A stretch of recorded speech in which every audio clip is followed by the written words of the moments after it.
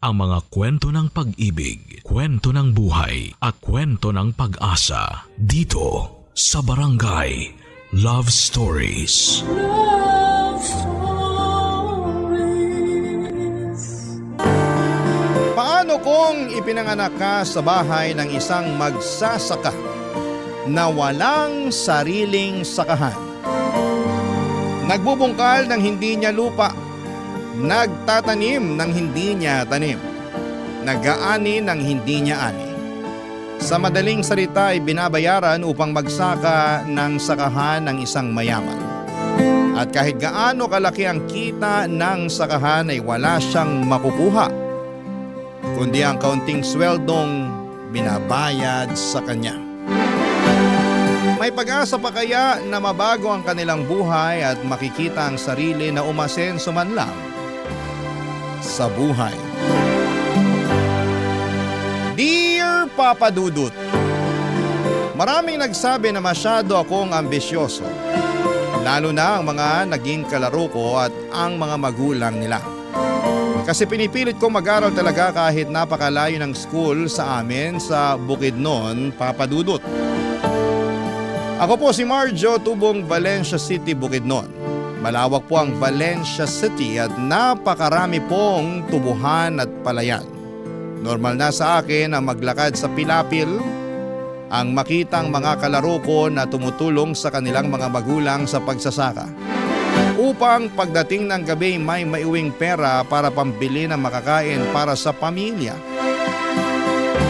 Lahat po ng pamilya sa baryo namin na nagtatrabaho sa sakahan ay walang ipon. Ang inaalala lamang nila ay kung paano sila makakakain bukas. Kaya naman naging kontento na sila sa gawaing pagsasaka ng sakahan ng iba at mabigyan ng pera na magagamit nila para mabuhay sa susunod na araw. At patuloy ang ganitong ikot ng sistema. Papa Dudut, may pangarap po ako. Ayokong tumulad sa mga magulang ko at sa mga magulang ng mga kalaro ko na nangingitim sa sikat ng araw sa sakahan. At tuwing gabi ay iniinda ang sakit ng katawan dahil sa bigat ng pagtatrabaho. Gusto kong makapag-aral kahit na isang semester lamang sa college para sa ganoon ay makapagtrabaho ako bilang isang promodizer sa isang mall na malapit dahil di aircon po ito. Hindi ko sinabing mababang uri ang mga taong nagsasaka. Marangal po at huwaran ang kanilang trabaho. Ang kaso po'y naaabuso sila at binibigyan lang ng maliit na sahod na hindi makapagbigay ng magandang buhay sa kanila. Kaya naman nagsumikap po akong makapagtapos ng high school at sobrang nagmamakaawa't niluhuran ko ang aking mga magulang. Napapag-aralin nila ako kahit na isang semester lamang sa kolehiyo para makapagtrabaho sa malamig na mall.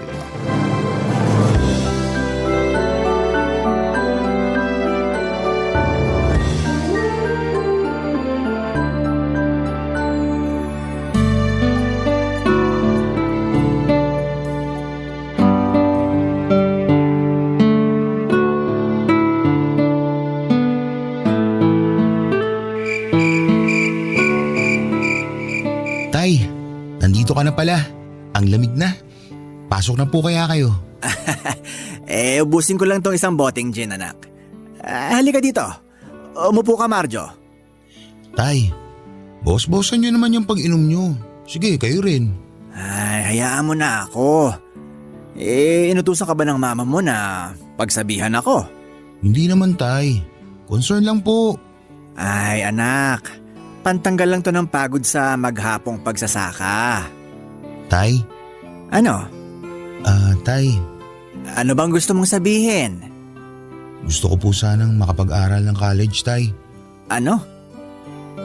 Nako anak. Alam mo gusto ko rin. Pero wala tayong pera para dyan. Kahit kalahating taon lang, Tay. Isang semester lang. Kasi ang sabi kapag college level ka, makakapagtrabaho ka bilang promodizer sa mall. Mas malaking kikitain ko doon kaysa sa pagsasaka ng saka ng iba. Sila lang tong yumayaman katiting na nakukuha natin. Gusto kong masenso tay. Kapag nakapagtrabaho na ako bilang promodizer, mag-iipon talaga ako. Gusto ko tulad ni Aling Juvie na may maliit na tindahan. Ang gusto ko para kay nanay, yung magtitinda na lang siya, yung hindi na siya naiinitan. Marjo, paano ba to? Tay, sobrang init, hirap, at ang baba lang ng sahod natin sa sakahan eh. Kung dito lang ako, parang hindi ko nakikita ang sarili ko na makatikim ng konting ginhawa. Pasensya na tay ah. Proud ako sa inyo, sa pamilya ko, sa trabaho natin. Kasi kung wala tayo, walang makakain yung mga tao. Pero gusto ko lang umangat kahit konti at makapag-asawa. Yung mapag-aral ko rin yung mga anak ko. Yung kahit hindi ako nakapagtapos ng college, matutustusan ko yung pag-aaral nila sa college. Gusto ko kapag nagkaanak na ako, magiging doktor, engineer, yung mga ganun tay. Ay, huwag ka mag-alala. Hahanap kami ng nanay mo. Okay lang ba talaga na kahit kalahating taon ka lang mag-aral, makakapagtrabaho ka na sa mall? Eh, tama ba ako anak? Opo tay, yan po ang sabi sa akin. Oo, sige. Pag-aaralin ka namin. Talaga tay? Abay, syempre. Ayokong gumaya ka sa akin na mananatiling magsasaka sa sakahan ng iba hanggang sa mamatay ako. Basta, ipangako mo sa akin na magsusumikap ka sa buhay. Tuparin mo ang mga pangarap mo, ha? Opo tay, pangako. Aasahan ko yan, ha? Salamat tay, salamat. Makakaasa po kayo.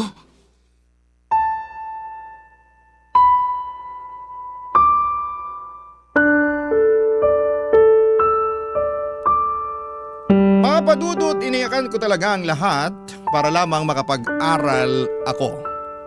Mabuti naman at naramdaman at naintindihan ng tatay ko ang gusto kong mangyari sa buhay ko.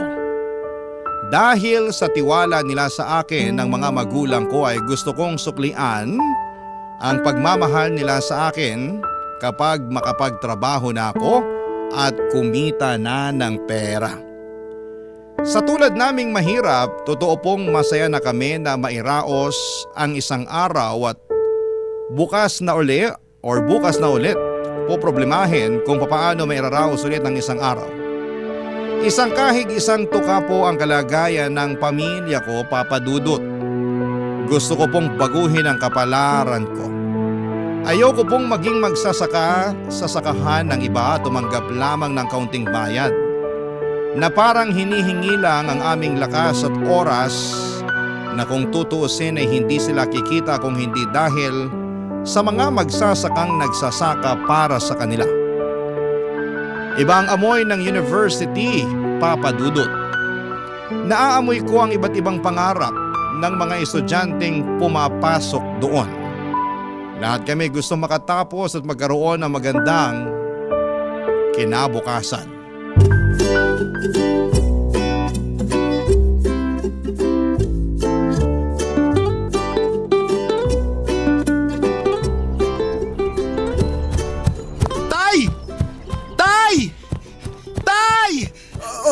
Ano? Bakit? Bakit ka ba tumatakbo? May trabaho na ako! Promodizer! Tama talaga tay na makakapasok ang isang college level. Salamat po sa inyo tay ha! Salamat po! Ay naku, masaya ako para sa'yo anak. Abay, mag-ihaw tayo ng manok mamayang gabi. Nasabi mo na ba sa nanay mo ang magandang balitang ito? Hindi pa. Nasaan ba siya? Nandoon sa isang sakahan. Anak, Marjo, sana bumuti ang lagay mo sa buhay. Ipapangako ko yan sa inyo tay. Magiging maganda ang buhay ko. Utang ko po sa inyo lahat to tay. Kahit mahirap lang tayo, sinusuportahan niyo talaga ako. Ganyan naman dapat ang isang magulang, anak. Kahit mahirap, kinakaya para sa ikabubuti ng kanyang anak. Pasensya ka na, hanggang dyan lang ang kaya namin. Sobrang hirap magpaaral sa kolehiyo, anak pero ikaw, kahit mahirap, alam namin na sobrang pagtitiis mo para lang makatapos. Pero kinaya mo. Nagsumikap ka. Ay, sige na. Umuwi ka na muna sa bahay para makapagpahinga ka. Ano pala? Yung manok doon sa likod, hulihin mo ha? Iihawin ko na. Sige tay, salamat po.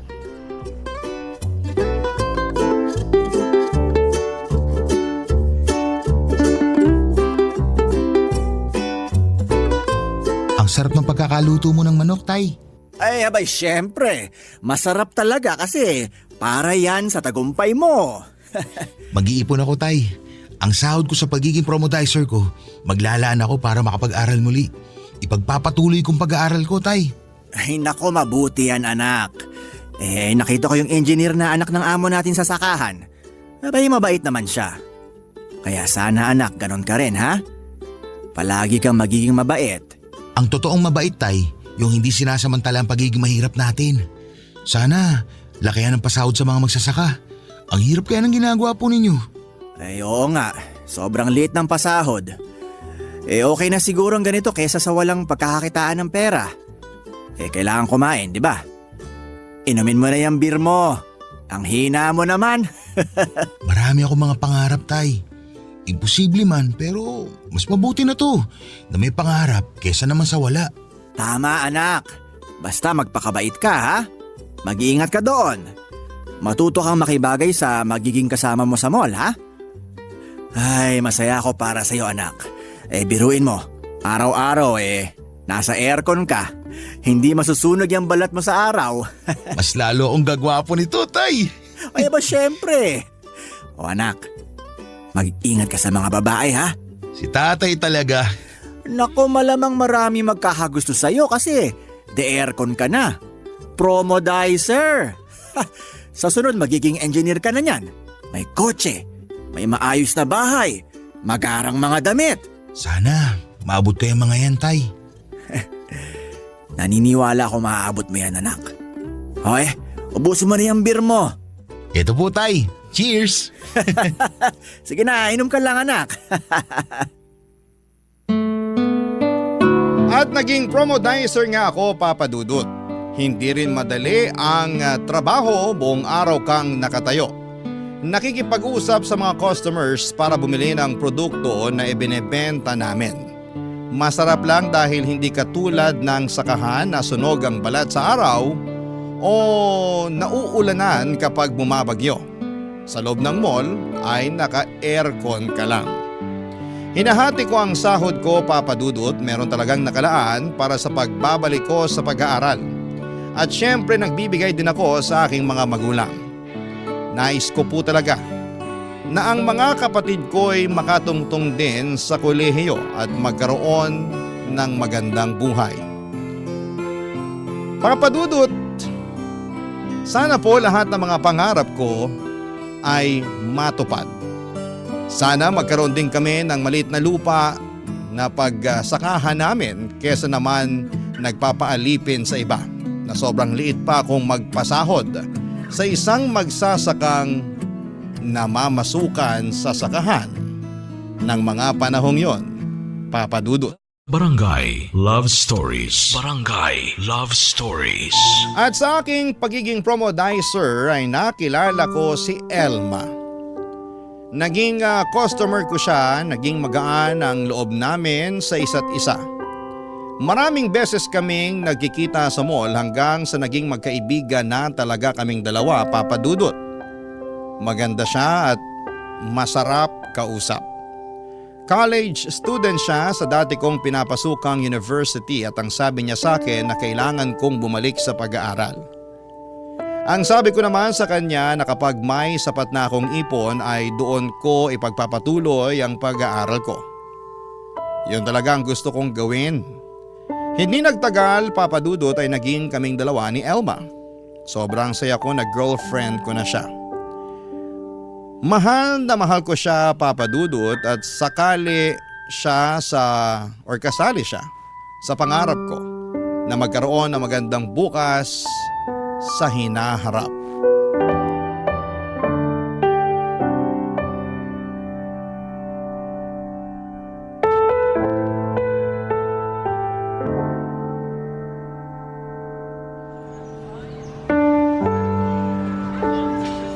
Ano yung binili mo? Ice cream at balon. Para naman akong bata nito. Binibaby talaga dapat kapag minamahal. We, Totoo! naniniwala naman ako sa'yo. Salamat, Elma. Salamat sa ano? Dahil tinanggap mo ako kahit ganito lang ako. Ang OA mo ha? Mahal kita. Nagsusumikap ka naman. Pero yun lang. Hindi lang muna kita mapapakilala sa parents ko. Alam ko naman yan. Nag-iingat nga ako na hindi tayo mahuli kahit wala naman tayong ginagawang masama.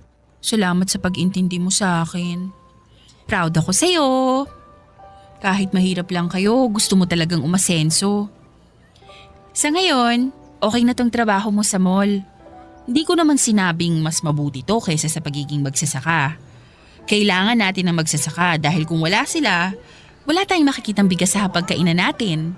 Saludo ako sa farmers natin. Dapat nga alagaan sila ng gobyerno eh. Tama. Ang hirap sa isang magsasaka, yun ang mamasukan lang sa sakahan. Yung walang sariling lupa. Pangarap ko magkaroon ng sakahan at aalagaan ko talaga ang mga magsasaka na magtatrabaho sa akin. Ganda ng plano mo, Marjo.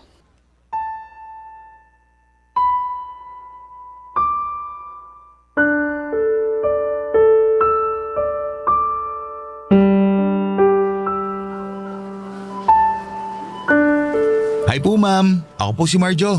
Ano pong hinahanap nyo? Ikaw pala si Marjo. Po? Opo. Nanay ako ni Elma. Nalaman ko na may relasyon pala kayong dalawa ng anak ko.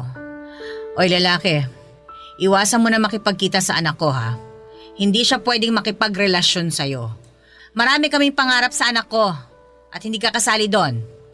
Makakasira ka lang sa kinabukasan ng anak ko. Ma'am, hindi naman po… Anong may bibigay mo magandang buhay sa anak ko? Wala ka namang natapos. Ito bang pagiging promodizer ang ipinagmamalaki mo? Ma'am, ano po eh… Tigilan mo na ang anak ko. Humanap ka ng babagay sa'yo. Taas din naman ang pangarap mo para gawin mong girlfriend ang anak ko. Oy, hindi ako papayag na sa'yo mapupunta ang anak ko. Naintindihan mo? Gusto ko na sa isang lalaking nakatapos din sa kolehiyo at may magandang trabaho ang magiging asawa ng anak ko. Nagsusumikap naman po ako. Nako, tigilan mo ako sa pag-iyak-iyak mo dyan ha. Kahit anong pagsusumikap mo kapag hindi ka nakapagtapos, hanggang dito ka na lang talaga.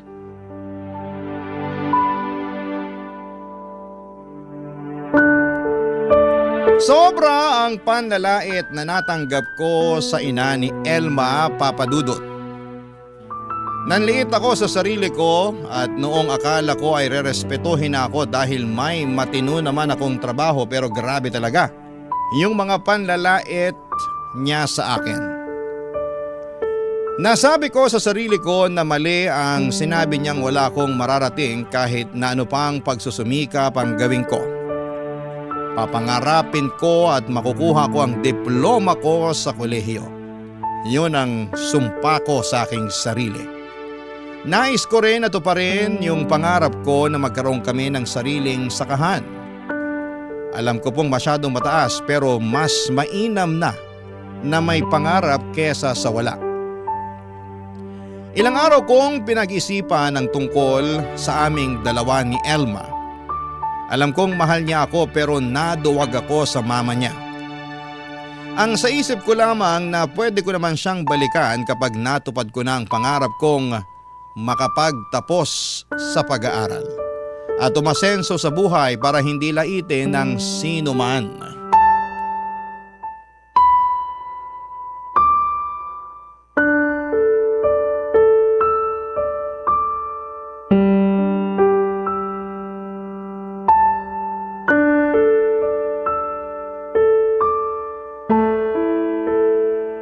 Marjo naman. Anong gagawin ko, Elma? Sabihin mo sa akin. Tapat ako sa'yo. Mahal kita pero hindi tayo bagay eh. Ganun na lang? Nagpapatalo ka sa sinabi ni Mama? Pwede na tayo pa rin pero sikreto lang natin. Bawas-bawasan lang natin yung pagkikita. Tapos kung malaman ng mama mo, lalaitin na naman ako. Duwag! Duwag ka, Marjo! Hindi ako duwag. Ano ito eh? Akala ko ba may paninindigan at pangarap ka? Hindi mo pala ako mapaninindigan. Hindi pala ako kasali sa mga pangarap mo. Hindi totoo yan. Elma, sana maintindihan mo ako. Hindi kita maintindihan. Kung tayo talaga sa huli. Magsusumikap ako para may pakita ko sa mga magulang mo na nararapat ako para sa'yo. Pero sa ngayon, maghiwalay na muna tayo.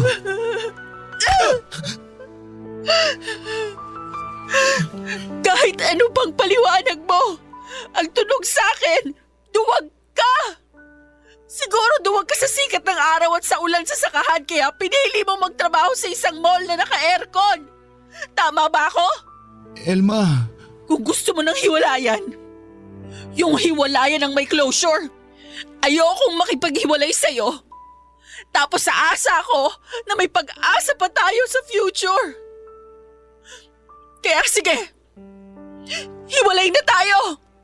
At kailanman, wala tayong future. Elma.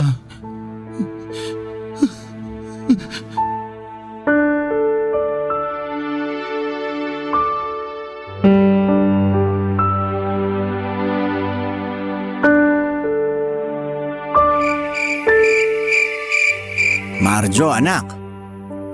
Umiiyak ka ba? Wala tay. Ano lang po ito. Sinisipon lang po ako. Parang lalagnatin po ako eh. Pumasok ka na sa loob. Malamig dito. Maya-maya na po tay. Parang may mabigat dyan sa dibdib mo ah. Ano bang nangyayari sa'yo, anak? Hihinto na po ako sa pagiging promodizer tay. Bakit? Hindi ba yan ang gusto mong trabaho? Kailangan kong gumawa ng paraan para umangat sa buhay tay. Ayoko rin maging promodizer ako habang buhay. Magkano lang din naman ang sahod namin. Mas malaki nga sa pagsasaka. Pero gusto ko talagang umangat pa sa buhay. Baka masyado ng mataas ang lipad mo, anak. Pero kung wala kang inaapakang tao, tuloy mo lang kung anong plano mo sa buhay, ha? Ayoko maging katulad ka sa akin na tumandang ganito. Na hindi ko mabigyan ng magandang kinabukasan ng mga anak ko. Tay, masipag po kayo. Sadyang maliit lang talaga ang kinikita ninyo. Pero wala po kayong pagkukulang sa pagpapalaki sa amin. Salamat, anak. At nakita mo ang sakripisyo ko para sa pamilya natin. Tay, pinaipon ako. Gusto ko magnegosyo. Ano bang magandang negosyo ngayon? Manukan kaya? Pwede rin tay.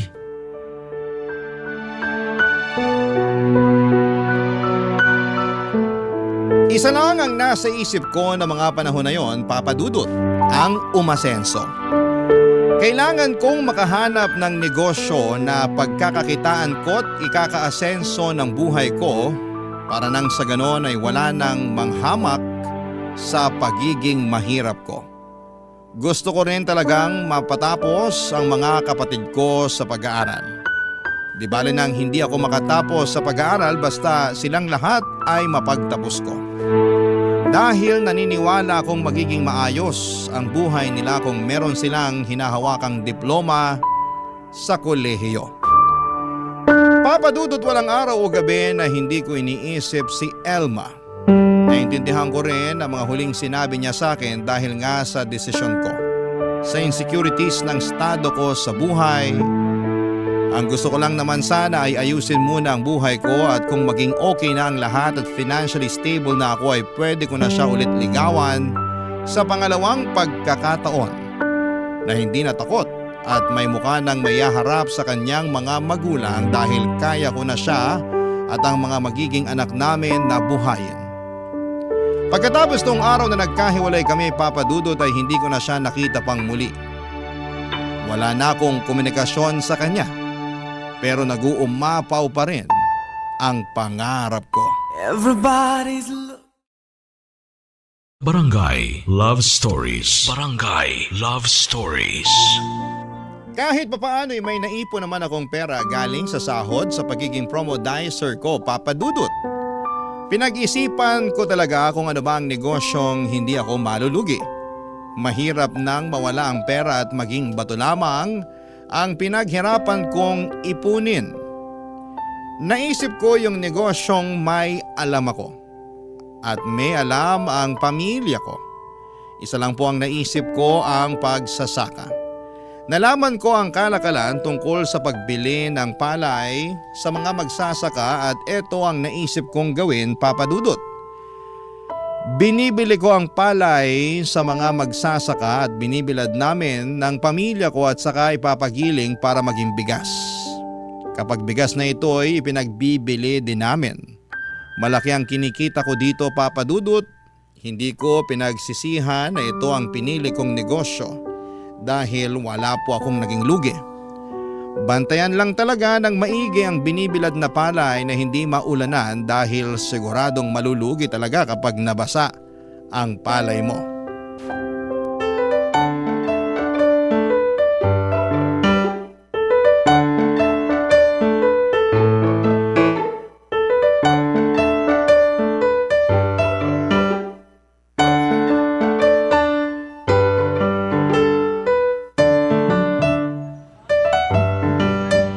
Buti itong naisip kong negosyo tayo, no? Oo nga anak, kung hindi dahil dito sa negosyo mo, malamang nasa sakahan pa ako. Nagbibilad sa araw. Minsan lang ako mabilad ngayon kapag may binibilad na palay. Salamat anak at naisip mo talaga kaming pamilya mo. Hindi ba sabi ko naman sa inyo, tay, na gusto ko umasenso tayo? Ang laki nakita natin sa pamimili ng palay para maging bigas. Salamat anak at pinapaaral mo ang mga kapatid mo. Siyempre, yan ang priority ko talaga, tay. Ay, salamat talaga anak. Ay, yung mga palay pala sa suki natin, ipapakuha na bukas. Sige, tay. Sa susunod, bahay na nga ayusin ko kapag nakaluwag-luwag na. Sigurado akong matutupad yung mga plano mo anak. Matalino ka at may malasakit sa amin. Ay, maraming salamat anak. Lahat po ng ito, tay, para sa atin.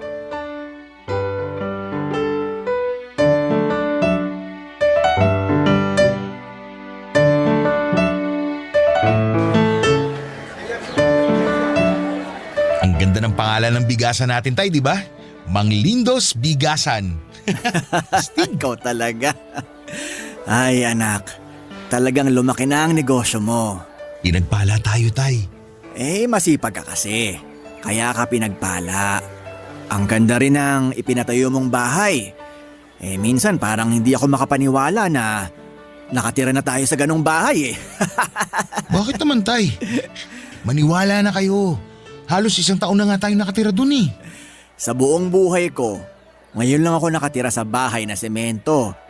Yung hindi ka mag-aalala na may tulo sa bubong tuwing umuulan. Si tatay talaga, oh. Ikaw anak, kailan mo balak mag-aral? Di ba yun ang una mong pangarap noon, ang makatapos? Okay na ako, tay. Masaya na ako na makakatapos na yung mga kapatid ko.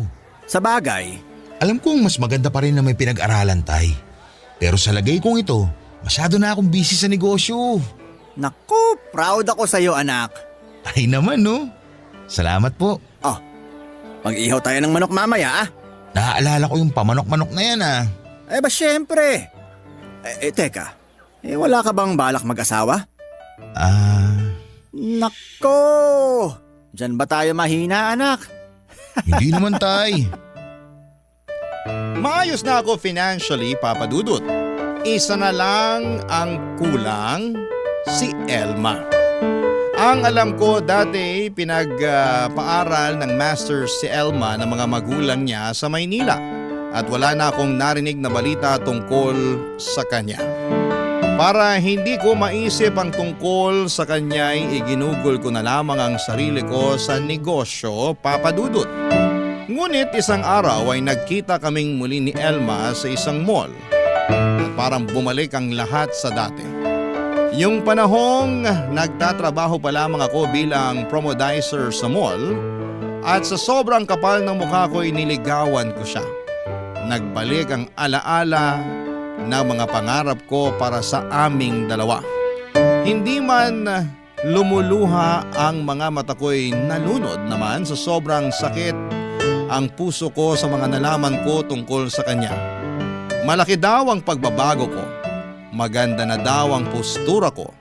Mas lalo akong gumwapo. Si Elma rin naman, Papa Dudut, ay maganda pa rin pero may asawa na siya. Akala niya ay magiging masaya siya sa piling ng asawa niya pero hindi. Sabi ko kay Elma na kung naging kami lamang ay naalagaan ko na sana siya ngayon. Pinigilan ko ang mga luha ko habang naghiwalay kaming dalawa. Kinaumagahan nga ay hindi pa rin ako makapaniwala.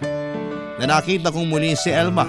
Tumulong ako sa pagbubuhat ng mga sako ng bigas sa bigasan namin na ipinangalan ko sa aking tatay, Papa Dudut.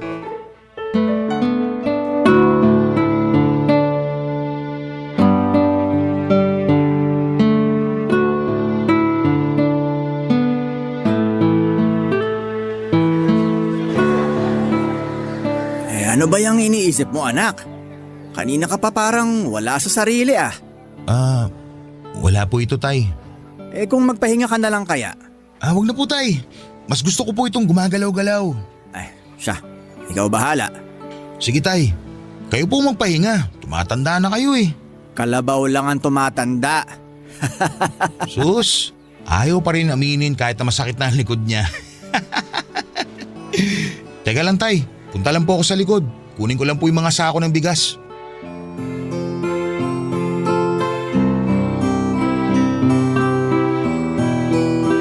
Teka. Hoy, kilala kita ah. Ma'am? Sandali lang, ma'am. Ibababa ko lang to. Oh, tama nga ako. Ikaw yung yung naglakas ng loob para ligawan yung anak ko, di ba? Opo, ako nga. Si Marjo. Oh, tingnan mo nga naman. Tulad pa rin ng dati, wala ka pa ring narating. Ang dungis mo pa rin. Ay, kung pinayagan ko kayo ng anak ko, ano na kayang nangyari sa inyo ngayon, ano? Ang taas ng ambisyon mo, boy. Trabahador ka lang dito sa bigasan ni Mang Lindo. Butit nakapasok ka. Oh, unahin mong buhatin yung mga sakong in-order ko, ha? Baka hindi mo kilala. Distributor ako dito, kaya umayos-ayos ka, ha? Alam mo po, ma'am, hindi ko alam kung bakit kayo naging ina ni Elma.